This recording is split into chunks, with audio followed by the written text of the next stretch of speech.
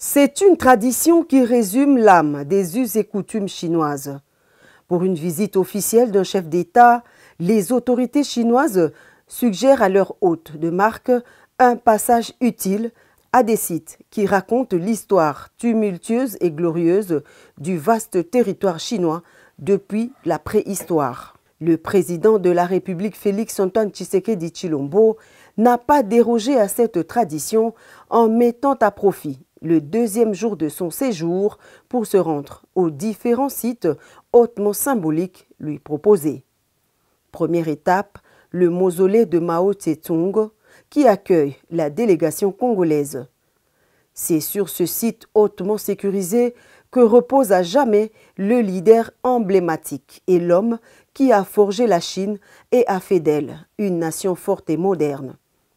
Un monument sépulcral situé en plein cœur de Pékin, c'est à cet endroit couvert de marbre qu'est exposé le corps embaumé de celui qui a dirigé des mains des maîtres la République populaire de Chine entre 1945 et 1976, année de sa mort.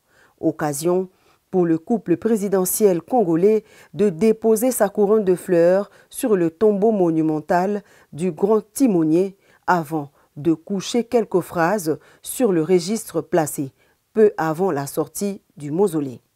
Ainsi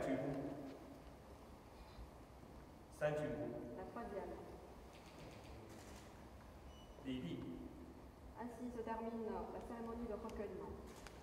Et à quelques encablures de là, le musée communiste situé à l'est de Beijing.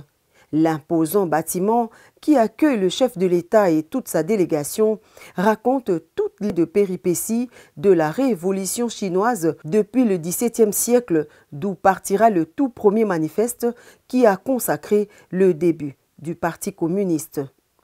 Le couple présidentiel suit avec une attention soutenue le récit d'une civilisation 5 fois millénaire qui a bravé vents et marées jusqu'à se construire une identité unique et respectable à l'échelle mondiale. La structure couvre 6,5 hectares avec une longueur frontale de 313 mètres et une hauteur de 4 étages. Le musée communiste compte une trentaine de salles d'exposition, des installations de stockage ultra-modernes et possède une collection de plus d'1 million d'objets précieux et rares que l'on ne trouve nulle part au monde. La cité interdite, dernier site à accueillir le président de la République, Félix-Antoine Tshisekedi Tshilombo.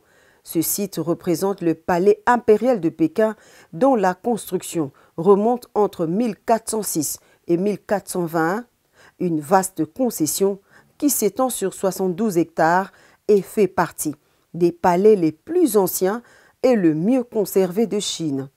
Cité interdite, résidence des empereurs chinois, de leurs familles et de ceux qui étaient à leur service. Son accès était strictement interdit au peuple et à toute personne ne faisant partie d'aucune lignée royale.